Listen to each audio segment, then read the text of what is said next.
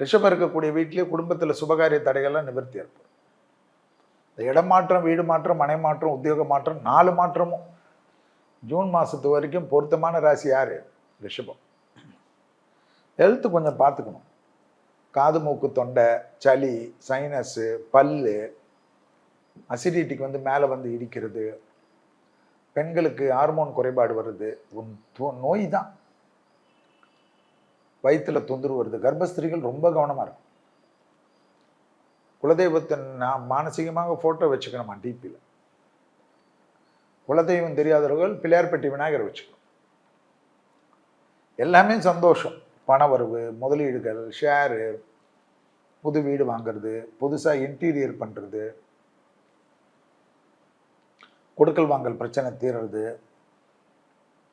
தொழில் ரீதியாக நல்ல முன்னேற்றம் ஏற்படுவது, எடுத்த காரியத்தில் ஜெயம் ஏற்படுவது, வியாபாரத்தில் இந்த பாதிப்புகள் நிவர்த்தி ஏற்படுவது, உத்தியோகம், தொழில், வியாபாரம் மற்ற விஷயங்கள் அனுகூலம் காணப்படுவது எல்லாம் ஏற்படும்.